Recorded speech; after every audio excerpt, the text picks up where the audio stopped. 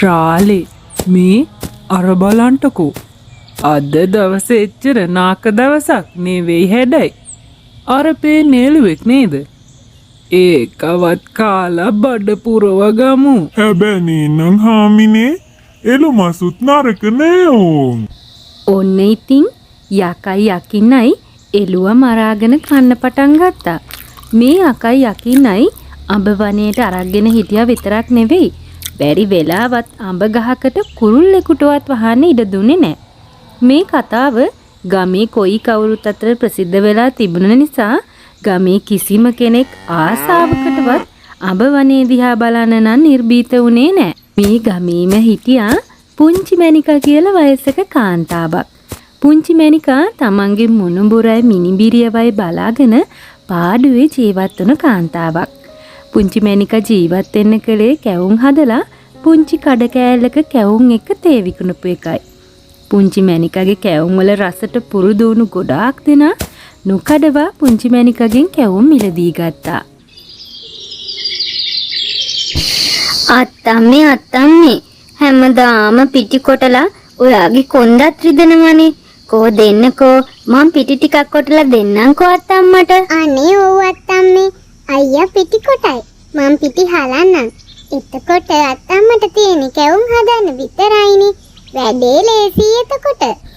හා ඒක හොඳා. ගෙදර වැඩ පොළ කොරන්ට ඉගෙන ගන්න එකත් නාක දෙයක් නෙවෙයි නොවැ. ඒත් ඉතින් උඹලා තව පුංචි එවුන් නොවැ. මා කොරන්ටද මේ නාකිමා ගෙතට කටුත් දැන් දිරලා නොවැ. අත්තම්මා සුසුම්ලමින් එහෙම කියනකොට පුංචි සිඟිති සූකිරි එකතු වෙලා අත්තම්මට පිටි කොටලා පිටි හලලා දුන්නා. අනේ අපොයි හාමිනේ මේ කැලේ මාඹ ගස් උඩට වෙලා ඉඳලා මට නම් දැන් තීත්ත වෙලා. හැරත් මැස්සෙක්වත් මේ පැත්තට එන්නේ නෑ නොවැ. කන්ට නැතුව හාමතේම ආයෙත් වතාවක් මැරෙන්ටයි වෙන්නේ ඕන්. අපෝ හිගේ කන්දොස් කිරියාව. ඕකට මන් ළඟ හොඳ අදහසක් තියෙනවා. අපිට තියෙන්නේ මිනිස්සු යන පාරේ හොඳට ඉදුණු අඹ ගෙඩියක් තියන්ට විතරයි. මෙහිම කියපු යකින්න ඉදුණු අඹ ගෙඩියක් පාරෙන් තියලා බලාගෙන හිටියා. ඔය අතරේ සූකිරි සිඟිති ඔය පාරෙන්ම කඩේට යන ගමන් හිටියා. සූකිරි අර අඹ ගෙඩිය දැක්කා. නංගි මේ බලන්නකෝ. හොඳට ඉදුණු අඹ ගෙඩියක්. රස පාටයි. අනේ අයියේ ඔය අඹේ නම් ගන්න එපා. මිනිස්සු කියන කතා ඇහිලා තියෙනවනේ ඔයාටත්. අයියෝ බය වෙන්න එපා නංගි. අපි අඹ කෙලේට ගියේ නෑනේ ඉතින්. මෙහිම කියලා සූකිරි අඹ ගෙඩිය ඇහිඳගෙන කෑල්ලක් කෑවා. සිඟිතිත් අඹේ රසපාට නිසාම කෑල්ලක් කටේ දාගෙන කෑවා. අඹ කාලා ඉවරුණු අයියයි නංගි එක පාරටම මෝහනේ වෙලා අඹ වනේ දිහාට යන්න පටන් ගත්තා. පේනවද රාලේ? ඔය එන්නේ කෑ මාතටම. මෙහෙම කියපු යකින්න සූකිරිවයි සිඟිතිවයි කූඩුවක හිර කළා. ඒ එක්කම සිඟිතිගේ සූකිරිගේ මෝහනේ ඉවත් වුණා. මේ දෙන්න හොඳටම බය වෙලා අඬන්න පටන් ගත්තා. අනේ අපිට යන්න දෙන්න. අපි එනකන් අත්තම්ම බලාගෙන ඇති. යන්ට දෙන්ට ඔයගේ ඔළුව පොළොප්පන්ද? මන් දවස් ගානක් කාලා නෑ.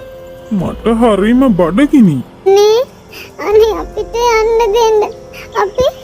අපි සීනි ගේනකන් අත්තම්ම මග බලාගෙන ඇති. සීනි නැතුව අත්තම්ම කොහොමද කැවුම් හදන්නේ? සීනි කැවුම්? සීනි දාලා හදන කැවුම්? ඔය ළමයි ඔය ඇත්තමද කියන්නේ? රාලේ ඕන් අපිටත් කැවුම් කණ්ඩ පොටක් පෑදිලා. යකාට වගේම යකින්නටත් එකම අදහසක් ඇති වුණා.